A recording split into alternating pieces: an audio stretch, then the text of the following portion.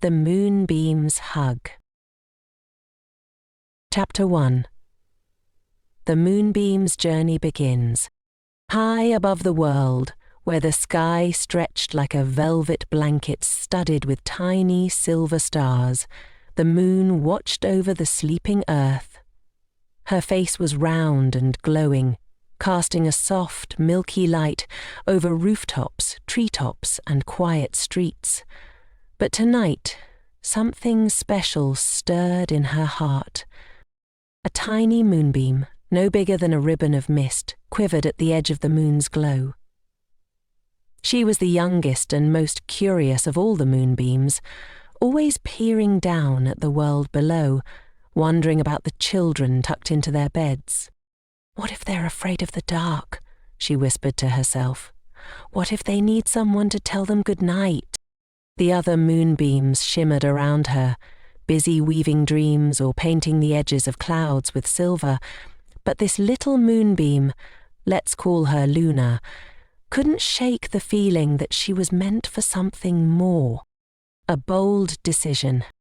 Luna took a deep breath, if moonbeams could breathe, and stepped to the very edge of the moon's glow.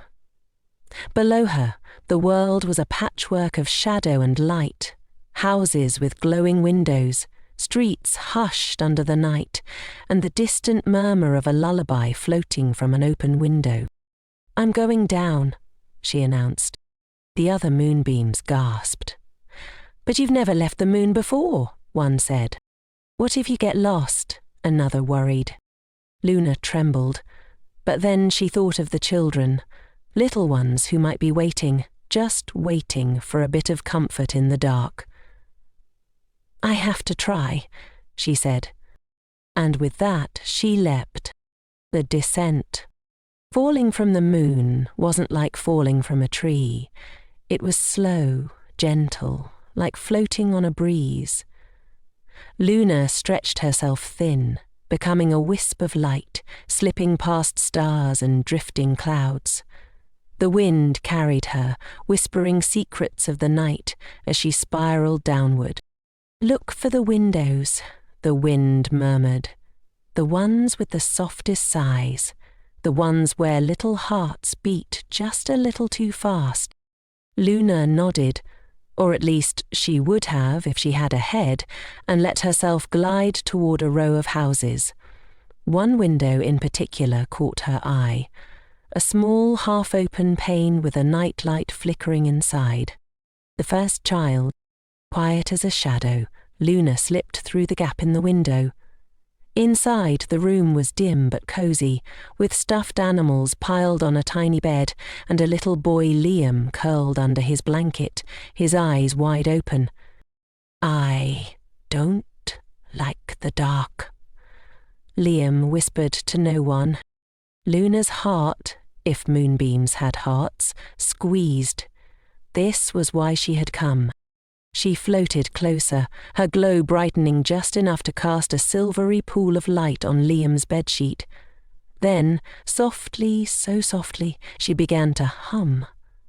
It wasn't a song with words, but a melody made of starlight and whispers, the kind that settles deep in your chest and makes you sigh. Liam blinked. "Hello?" he whispered. Luna couldn't speak, not in words he'd understand, so she did the next best thing. She wrapped herself around him like a hug made of light. A silvery hug. Warmth spread through the room. Liam's tense shoulders relaxed.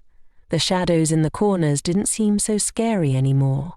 He yawned, nestling deeper into his pillow. "Nice hug," he mumbled, his eyelids fluttering shut. Luna stayed there, glowing softly, until his breathing slowed into the steady rhythm of sleep.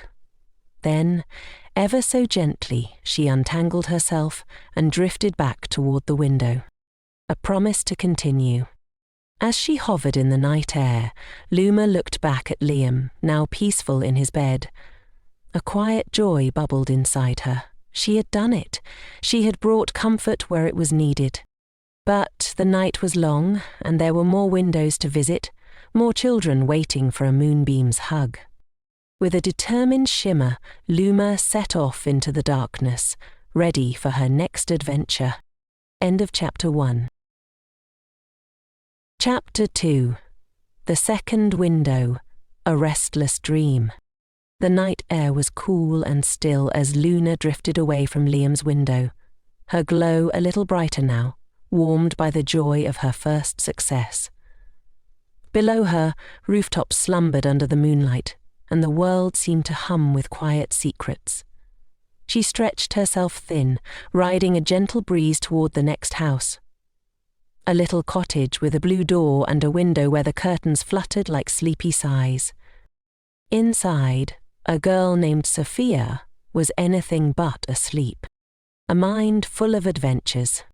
Sophia sat straight up in bed, her dark curls bouncing as she bounced too. "I'm not tired," she declared to her stuffed owl, who sagged against the pillow as if exhausted on her behalf. The day had been too exciting. A trip to the park, a new storybook, a race with the neighbour's puppy, and now her thoughts whirled like leaves in the wind. She flopped onto her back, kicking her feet under the blanket. "What if I miss something fun while I'm sleeping?" she whispered. Outside, Luna pressed close to the glass, watching. This was a different kind of challenge, not fear but restlessness. The Moonbeam had never tried to calm a storm of excitement before. The dance of light. Luna slipped through the window, her glow rippling like water. She couldn't speak, but she could show. First, she stretched herself into the shape of a slow drifting cloud on the ceiling. Sophia's eyes followed, her wiggling stilling for just a moment. Then, whoosh! Luna reshaped into a flock of silvery sheep, leaping one by one over a fence Sophia's mother had painted on the wall. Sophia giggled. "Are you counting them for me?" Luna shimmered in reply and spun herself into a lullaby, not with sound but with light. The glow pulsed softly, like a heartbeat, and the shadows on the walls swayed as if rocked by invisible hands. Sophia's yawn surprised even her. "Okay, maybe one little sleep," she conceded, scooting under the covers. The Moonbeam's secret. Luna curled around Sophia's pillow, weaving strands of silver through the air. She showed the girl one last gift, a glimpse of what waited in dreams. A miniature version of Sophia appeared in the glow, riding a friendly fox through a starlit forest, then building a castle out of cookies. Sophia's eyelids grew heavy. "Oh," she murmured, "that does look fun." Her breathing slowed, and the stuffed owl finally relaxed as she hugged it close. A flicker of doubt. As Luna floated back to the windowsill, she noticed something unsettling. Her light was dimmer. Just a little. She paused, looking down at herself. Had she used too much magic? The moon had never warned her about running out of glow. A cold whisper of wind rattled the pane. Somewhere in the distance, clouds gathered, swallowing stars. Luna shivered. She still had more children to visit. Would she have enough light left? But then she glanced back at Sophia, now smiling in her sleep, and warmth flickered inside her again. One more window, she promised herself. Just one more. And with that, she let the breeze carry her onward into the darkening night. End of Chapter 2. Chapter 3. The Stormy Window. A flicker of courage. The wind had grown restless. It tugged at Luna's glow like an impatient child as she drifted toward the next house. A tall, narrow home with a window that rattled in its frame. Beyond the glass, rain tapped secret messages against the pane, and thunder grumbled somewhere far away. Luna hesitated. Storms made her light tremble. But then, she saw him. The boy who hated thunder. Ethan, sat hunched under his blanket, fingers clutching the fabric like a shield. His room was a fortress against the storm. A nightlight shaped like a star glowed on the dresser, and his favourite dinosaur, Rex, stood guard on the pillow beside him. But none of it helped when the thunder cracked like the sky splitting open. Another boom shook the house. Ethan squeezed his eyes shut. "Go away," he whispered to the storm. Luna's glow pulsed with determination. She had to reach him. The battle against the storm. She darted toward the window, but the wind shoved her sideways, scattering her light like sparks from a fire. Raindrops hissed as they passed through her, each one stealing a tiny flicker of her warmth. "No!" Luna gathered herself, pushing forward. The window latch was loose. She slipped through the gap just as lightning flashed, painting the room white for one terrifying second. Ethan whimpered. Luna stretched herself thin, weaving between raindrops to reach his bed. She was weaker now, her glow sputtering like a candle in a draught, but she curled around Ethan's shoulders anyway, pressing close. "In here," she hummed without words. "You're not alone. A game of shadows." Ethan peeked out from his blanket. "Hello?" Luna couldn't hug him as tightly as before, not with the storm gnawing at her light, but she had one last trick. Focusing all her energy, she cast trembling shapes onto the wall. A dancing dinosaur. Rex's long-lost cousin, perhaps. A thundercloud that popped into a shower of silver confetti. A tiny version of Ethan bravely holding an umbrella made of stars. Ethan's breath hitched. Then, slowly, he untangled himself from the blanket. "Are you playing with me?" Luna bobbed a Moonbeam's version of a nod. Outside, the thunder growled again, but this time Ethan didn't flinch. "Huh," he said. "It kinda sounds like Rex when he's pretend mad." He picked up the stuffed dinosaur and made it stomp on the pillow. "Rah! But also, please pass the cookies." Luna shimmered with laughter. The cost of magic. As Ethan's giggles faded into yawns, Luna settled at the foot of his bed, her light barely a wisp now. The storm still raged, but the room felt quieter, safer.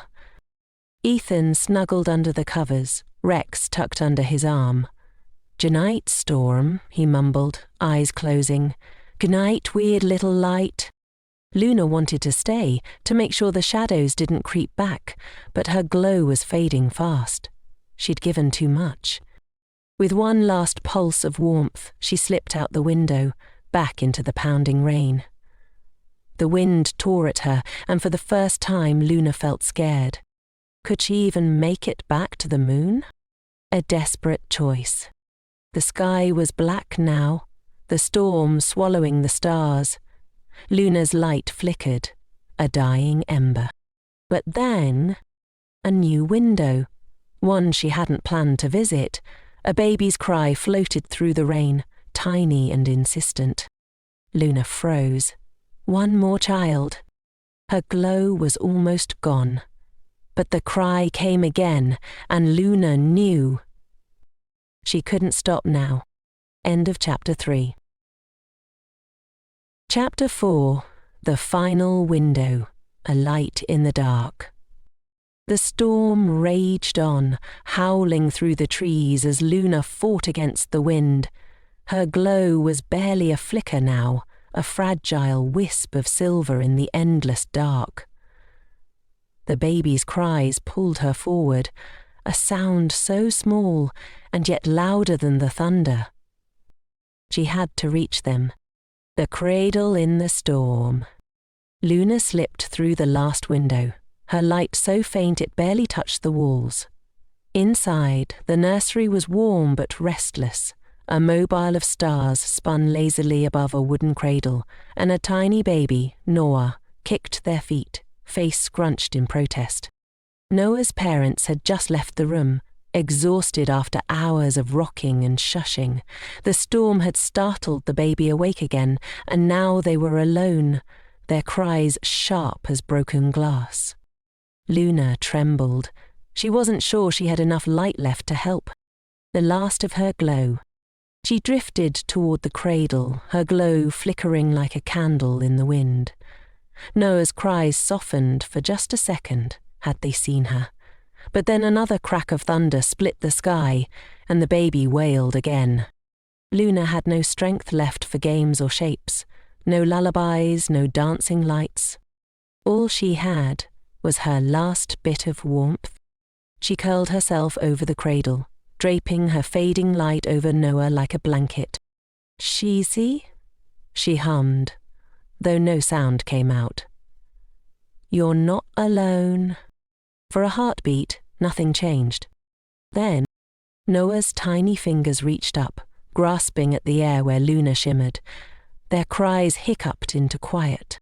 The fading. Luna felt herself unraveling. The edges of her glow dissolved into the dark. She was disappearing, not in a flash, but softly, like sugar in warm milk. She didn't regret it. Noah's eyelids drooped, their breathing slowing. The storm still rattled the windows, but the baby was wrapped in moonlight, safe. Luna's last thought was of the children. Liam, Sophia, Ethan, and now Noah, sleeping soundly because of her.